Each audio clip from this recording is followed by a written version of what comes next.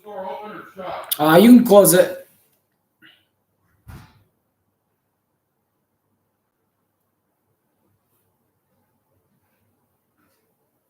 What up? What's going on, man? How are you?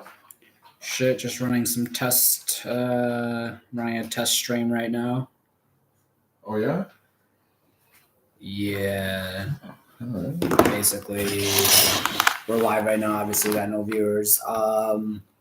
Basically, I made it. Let me see if I can find it here.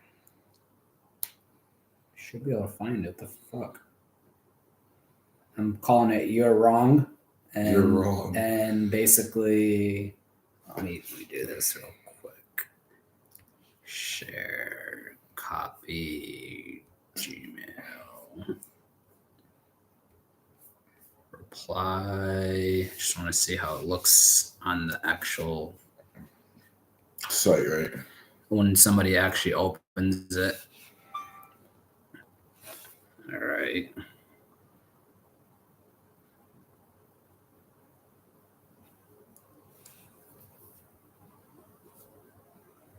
All right, so obviously that's how it looks. Okay. Basically, I just shared this screen right here. Hold on, I'm just turning that down. But I mean, oh, we got 2 viewers. Welcome, second viewer. How you doing? What do you want to argue about? See, like, I want to try and find a way where instead of the person arguing through the chat box, we can bring them on to the screen somehow, whether it's visual or they just call in. You know what I'm saying? All right. But people love arguing, especially online. They love fucking arguing. They enjoy it so much. Oh, they left. So I think it's a concept that could work. But either way, live streaming is definitely like at the end of the day, like last fucking 3 weeks, I'm down like 45,000.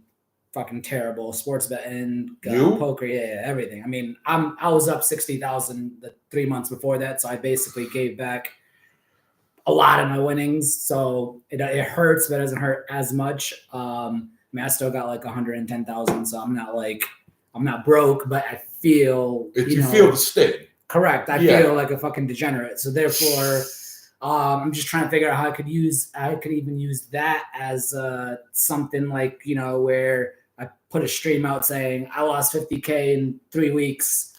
Watch me make it back or something like that. You get what I'm saying? Oh, you kind of like what Rampage is doing right now? Well, what's funny is that Rampage, I beat him for like 10,000-15,000 during my 60K streak because holy shit! Where'd you play with him at? I got invited into this 10-20 5-card PLO club with a bunch of rich guys and obviously him. And the first time they invited me at the beginning of the year, I won like 40,000. They kicked me out. Then 3 months later, they let me back in, and I won another 60, and they kicked me out. So because they know, they know. And they kicked me and Soeb out. So Soeb was the one that got me in. So how much you want? It doesn't matter. What do you got? Yeah, all of that, and okay. I got this. All right. Whatever you want to do. So yeah, now I'm emailing Mark Cuban, hoping he fucking responds. Trying to do something with my life because gambling is just fucking. You can only do so much with gambling.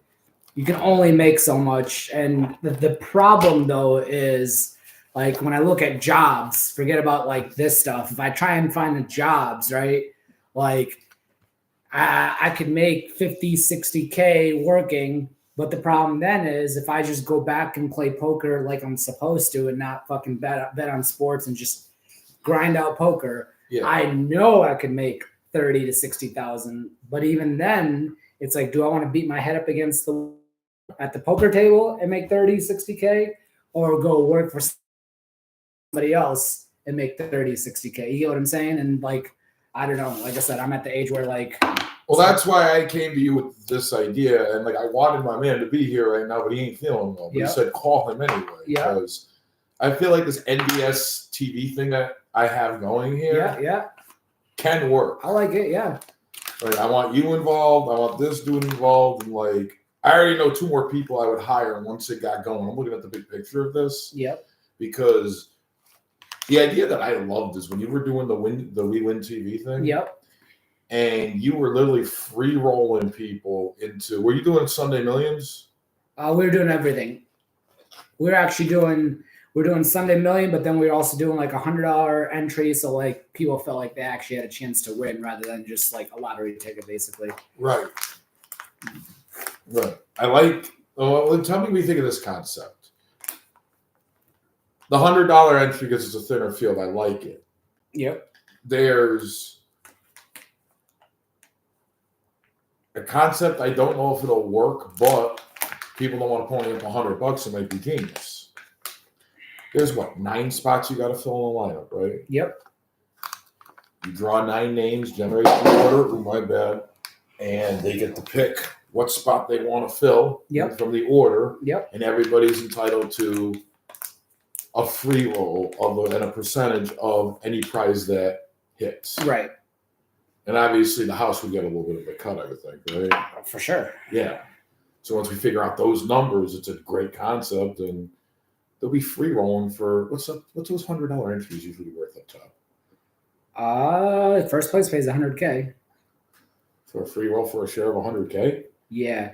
So the only negative part about that is, according to the terms of service of DraftKings and FanDuel, technically you're not allowed to get input from other people for your lineups. So if we streamed it, welcome viewer, you're a third viewer. What do you want to argue about? Put it in the chat. We're rolling up right now. All right. This is a test show, so in the future we'll have way better graphics. Ignore this. Come on, say something, man. Join. You're wrong. Oh man.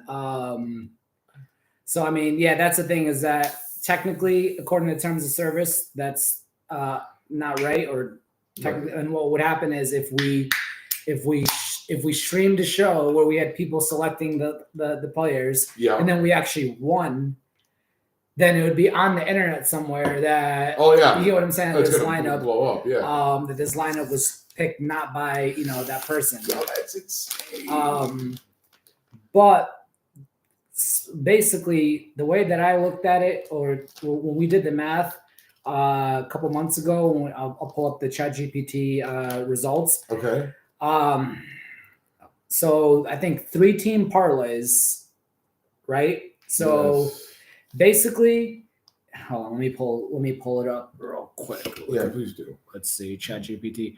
Hey, you're still here. Say something, man. Say something. Do something. Say something. Anyways, let's see. Where is this? ChatGPT. No. Hold on. Let me just switch this. How did I switch this in the first place? You're still watching, man. Oh, that's us. All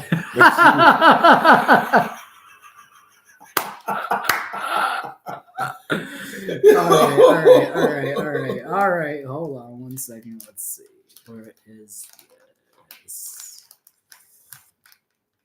Stop sharing. Okay. Share screen. Okay. ChatGPT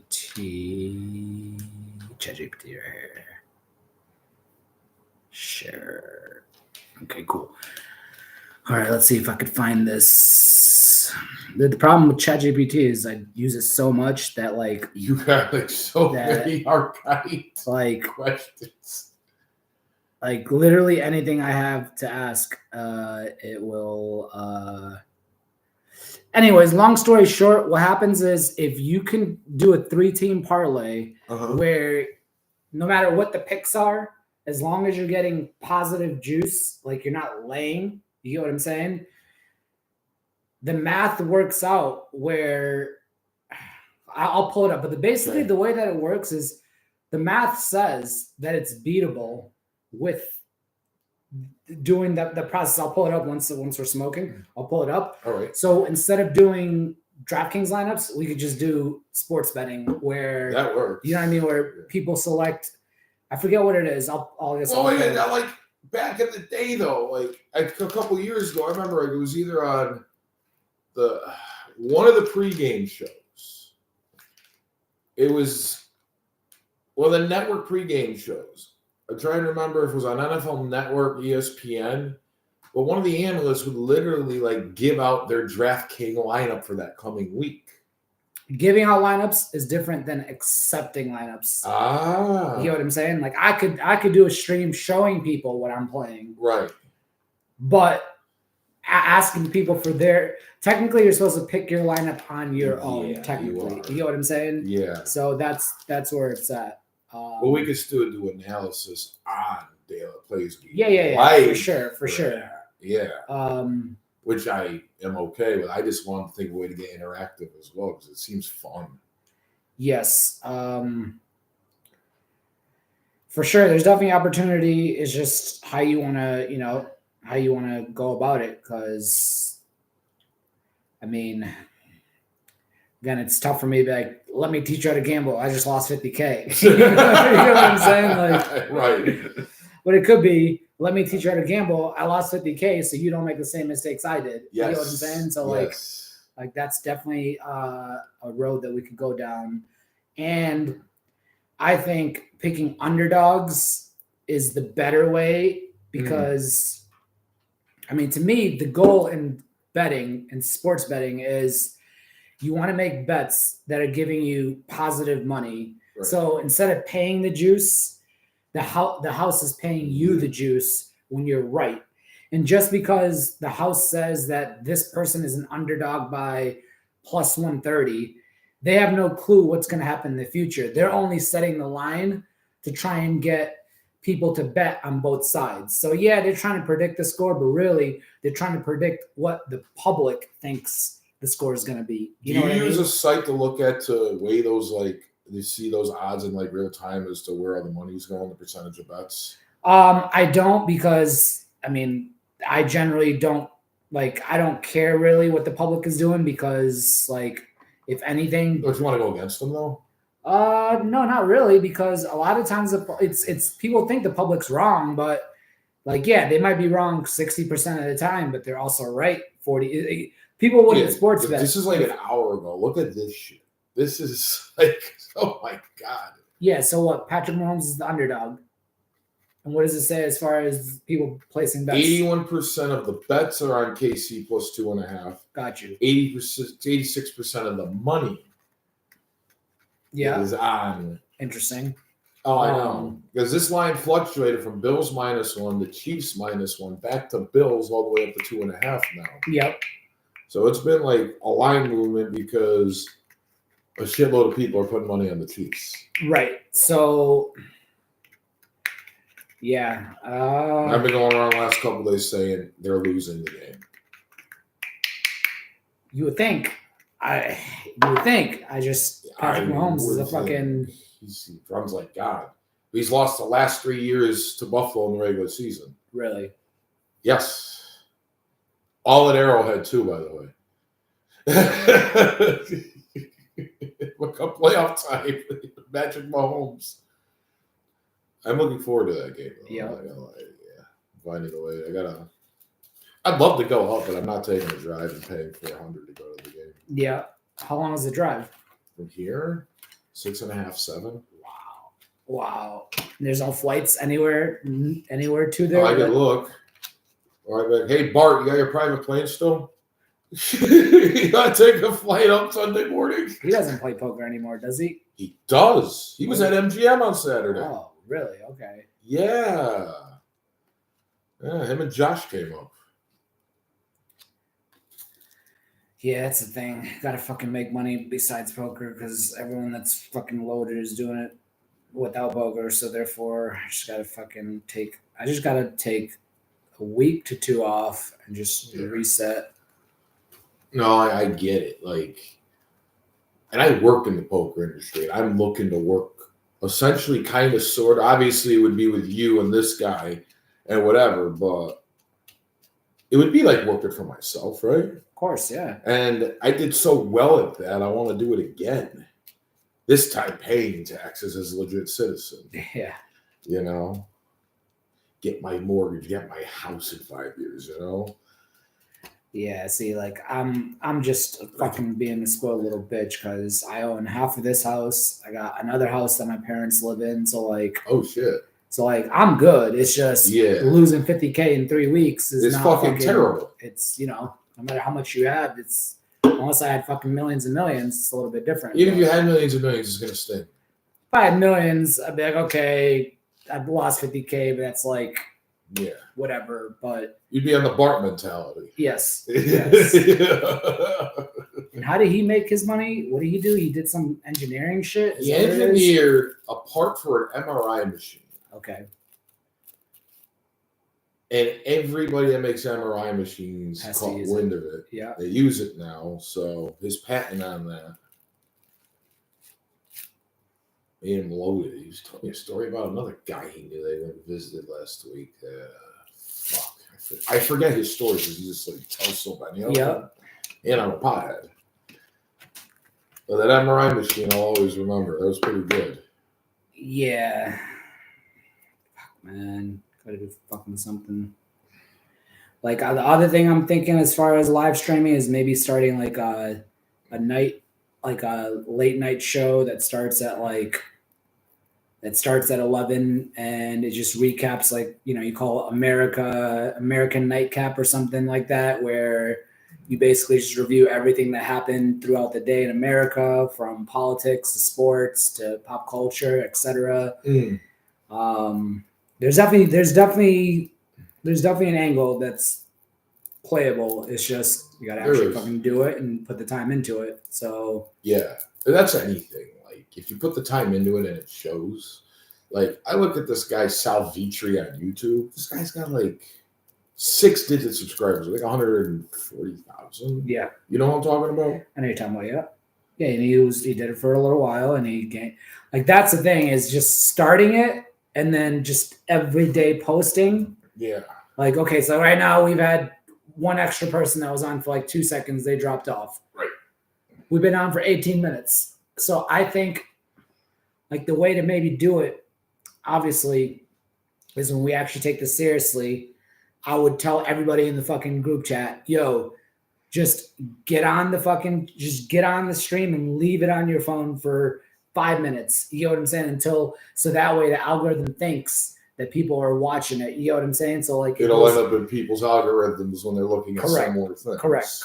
But the giveaway aspect for sure could definitely help. And again, if I don't lose so much money in the last fucking 3 weeks, I would definitely be saying, listen, I'll give away fucking, $100 a day every time we get to 100 people watching. One of the 100 will get a $300 gift card. You know what I'm saying? And then you do it for 4 or 5 days in a row. You gave away 500, but you had consistently 100 people on. And the metrics, like, let's see. This is why ChatGPT is sick. Because watch, let's see. Can I talk to it? I don't think so. Okay. How much revenue can I generate with 500 people? It won't be that much, but they'll give me numbers. People watching my live stream. Let's see what the answer is.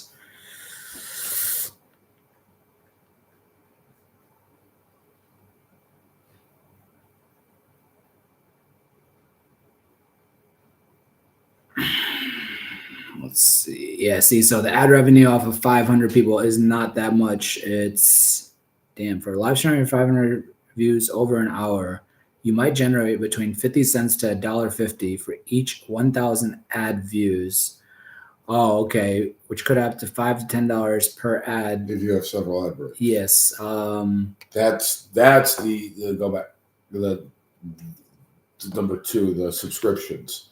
That's what you want to get. So you want to make sure that you do enough to make it worth the like $15 a month. Yeah. Let's think. Okay. Donations and tips, sponsors and affiliates. Okay. So obviously we need more than 500. Okay. Let's say we got 2,000 views.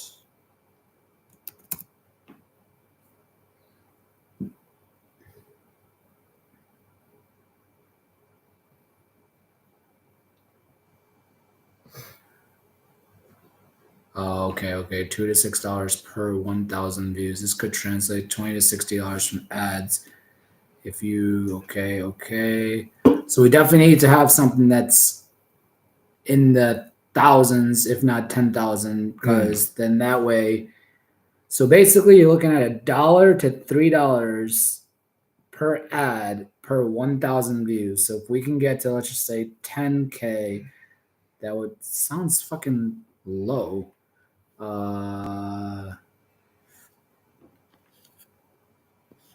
Okay, whatever, we'll figure it out. But yeah, there's definitely something that we got to do because. Right. Yeah, so about getting generating content. Let me call this dude so we can. Yep. He's talked to me about. There's a couple ideas that he has as like program oriented. Like one of them he was talking about was like a segment where he does like a throwback to prior years in the fantasy season. Yep. Okay. And he's got a fucking amazing memory. Yeah. Yeah. So you remember like where were you the day that who am I thinking of?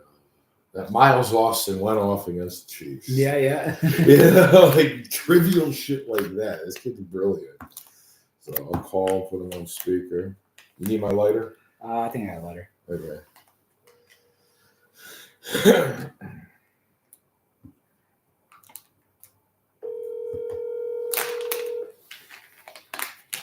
Yo. It's not 3:30, but I got back to you. Hey. Let's. No worries, man. I told you I was around. Yes, I'm around. I'm here with Danny right now. Danny, what's up, man? What's going on? How you doing? Good, man. Dude, obviously, man, so sorry I couldn't make it. I'm over here pulling strings like a coordinator in the back end. Nice. Yeah, maneuvered it. Yeah, no, he maneuvered it. Yeah, so sorry, man. The plan was for all three of us. Yeah, I got a little infection. Yeah, game time inactive, as I said. It happens. At least you're here with us this way, though. Yeah, no, and let's say we really appreciate y'all taking the time. Listen, no problem, man. I was just telling them about the first thing that came to mind was your idea of doing a segment on a podcast. Like, go into detail for me. It was like throwbacks to like classic fantasy football years. Like, explain like in detail what your idea is with that. I mean, dude, I'll be honest. After our conversation earlier, yeah, dude, and excuse my voice, man. They're definitely feeling it now. Oh, I know. It's that time of year. Yeah, no, it's hit me even worse today. But all right, no, I'll definitely get through it because to get right to business, I did brainstorm some segments. You know, because I want to hit it at every angle possible. But to get to business, dude, Throwback Thursdays or whatever, I just did it for alliteration. Yep. Dude, we would pick a year in the past, and we would talk about more like anecdotes and recollections of like big performances, maybe some players we have or something that happened to us. Kind of gives us a chance to honestly stray away from fantasy. Maybe talk about like the could have beens, the like Antonio Browns, the Josh Gordons. You know, could even talk about like throwback to Charles Woodson winning the Heisman. Yep. Okay. Yeah. So that was one aspect, kind of like, you know, kind of reminding people the time Jamal Charles put up like 50 points. Right. Yep. For sure. Yeah. But yeah, dude, that was just one. To ramble on to some more, like, we could have a segment called Heartbreak Hour. People call in, people mail back in. There may be tough matchups they lost, some injuries, some trades, whatever. Dude, we can have mock draft Monday, where we literally mock draft every hour on the hour, and then talk about our picks, explain our stuff. We can have a segment called Trade or No Trade, where people mail into us, ask us questions, like have us evaluate some trades. Have a segment called Sleepers Creepers, maybe like people rising up in the ranks where maybe not everyone's on the pulse like we are, so we kind of share a little insight. Got a segment called Bad Boys for like prime handcuffs and non-starters who could potentially have value, if someone goes down. Yep. Is this like every week you want to do like something like this? So during the season? So to scale back, instead of just me rambling, my goal, I say, if possible, like almost like a 24/7 stream, where like at any point of the day I can like tune in and for example, I'm driving to work and I'm like, oh, perfect, they're doing mock drafts this hour. It could be like audio or video, whatever. But like maybe after work, you drop a dump. You're like, oh, okay, I'm gonna check in. Oh, they're doing top 10 performances of like last year or whatever. You can't fall asleep. You hop on YouTube and you're like, oh, these guys are doing last second pickups for this week. It's kind of like at any point you check in, there's always something of fancy content that we can offer for you. Yep, I get what you're saying. I kind of like the idea, like the big picture. I like where your head is at, Vasily, honestly. Yeah, and I'm not sure if like an everyday 24/7 stream's possible, but I mean, I don't know. Humanly, it's not, but like a content channel, I feel, of stuff all the time could be realistic in, what's it, 2-3 years of building, maybe 5. I mean, you could definitely do basically like a ESPN of, I would say, almost it had, because with fantasy sports, you can't fill much more than like, I would say, a couple hours per day max. So you would definitely have to expand it to sports betting or just different ways to make money, I guess. And basically like within, so that's why I like the No Dollar Shock like brand, because that way we're always talking about making money not through traditional means. And obviously fantasy sports is one of those avenues for sure. So if we want to do something that has a lot of content, we have to broaden the range of subjects that we talk about, because otherwise we're going to run out. And I also think that there's a lot of people doing fantasy content, like fantasy pros, football guys, Chris Harris podcast. So I want to try and think of stuff that could differentiate us. And we're not going to figure it out right away. It's just, we got to figure out something that's going to make us different. That's all. Mm-hmm. Can I close that door? Yeah, this one, yeah, absolutely. No, I don't disagree with you on that, by the way. Because, I mean, as far as your schedule, like, what is your schedule like as far as being able to produce content? So my best days, like Tuesday, Wednesday, I usually have minimal going on. Yep. So I can really hammer the midweek, and I'll say I work nights, so like days, I could definitely crank like a few hours during the day as well. Got you. So when you say nights, what is that, like 8 to 4 or 12 to 8? I'd say like 6 to 2, 7 to 3 some nights. Got you. Okay. All right. Yeah, I mean, we're definitely going to have to obviously talk multiple times. I'll get your number from Brian, and then that way we could start some sort of group chat, and that way, we could develop something. I'm assuming too late for this season because we're already in week 10, I think. So we have basically a solid 3 to 4 months to figure out a game plan, and then we can go from there for sure.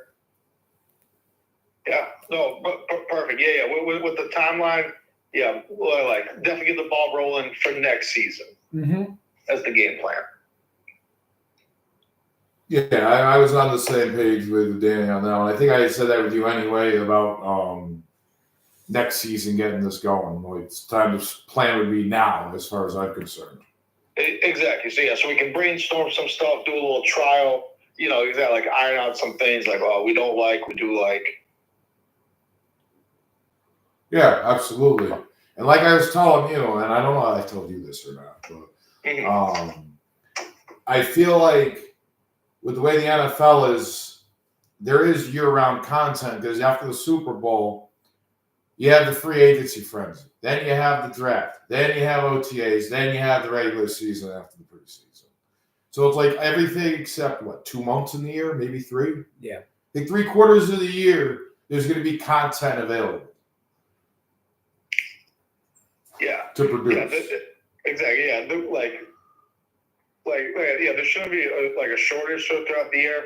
But just like Danny was saying, we definitely don't want to be redundant. Right. And and now, if our main goal is to differentiate, all right, I'm gonna start doing a little research. I'm gonna rewatch everyone else, be like, all right, man, It's like I was saying. Like I said, I got some of these analysts on TV, like fucking Adam Rank, who don't know what in the fuck they're talking about.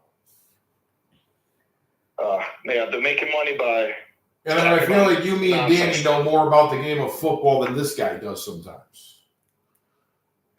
Yeah. I mean, I'll definitely say, with my background, man, been doing it for majority, year 17 now, man. I absolutely love it. And I think that's what helps me, man. I actually care. I actually care to know this stuff. Yes, I see that. Passion first, but dude, I will say I love. We got a name for this. So this is the Dollar Shock brand, or what exactly? It's the No Dollar Shock brand. No Dollar Shock brand. Okay, perfect. Yeah, it's. Well, if we go with that, then we can go with basically anything that involves making money, whether it's sports, stocks, crypto, just anything and everything and that way, obviously, audience wants to learn how to make money. You know what I mean? Most people would want to learn how to make money, especially on YouTube. So that I think we can go by, and then within that brand, you have different shows. So there will be the fantasy football show on the No Dollar Shock network, basically, and then there will be the crypto show on the No Dollar Shock. That way, we can do different things, but it's all under one umbrella, basically. Gotcha. Perfect. Okay. Yeah, I will definitely. Be the first to say I don't know everything about everything. My quote unquote expertise will definitely start in fantasy football, and when we do branch out to other stuff, perfect. I'll be like a guinea pig. I'll be a proof of our own product. Yeah, exactly. Yes. Yep. That's perfect. Yeah, and then oh shit, as this expands, we're gonna. I feel like we're looking for more experts as this thing grows. Mm-hmm. Yeah, definitely some guest appearances on shows. Yes, for sure. Guest appearances from known guests and from viewers. I think involving the viewers is something that nobody else really does. They're always just talking to the viewers, then talking with the viewers, and I think that could actually what differentiates us from the other people, basically. Dude, perfect. Real quick on that aspect, Brian will show you a picture. Dude, I have some little NFL, not only that, but some NFL gimmicky stuff. But I want to do giveaways that I would gladly do out of my own pocket. Just a little memorabilia, there may be a jersey for a bigger event. Yep. But in that way, because I'm people like free stuff. They do, for sure. It's a good way to attract people and reel them in is when you see, oh, their guys are giving away stuff. They're cool. Let's watch them. Mm-hmm. You develop a following of people. That's the biggest key, I feel. And I like Danny's idea of getting you were saying about getting interactive with viewers that a lot of people do. Yes. You're talking about like Zoom calls, phone calls, face-to-face chats. Yeah, for sure. You don't see a lot of that. The most you'll see is somebody write a comment and then they acknowledge the comment and reply on air, but it's not like an interactive conversation. Correct. It's just we're going to make a comment and the host is either going to praise or talk shit about the guy. The guy has no chance to get into a rebuttal. Correct. Or a productive conversation. So, yeah, that aspect, I think, is a key element to success as well. All right. So I got big goal is to make money, and goal is to interact more. Yes. Yeah, I feel like over the next few months, I'm going to pretty much, I know what I'm going to do. Like, first thing I'm going to do is I'm going to copyright or trademark the No Dollar Shock thing because it's available. I looked it up. There's patents for it, so. And then from there, we'll get the hype vignettes going at some point. I'll start spreading the word. Yeah, and I would say, Danny, not like, dude, I mean, I'll chit chat you guys all day, but I guess what would be like a good next step, for me to get the ball rolling?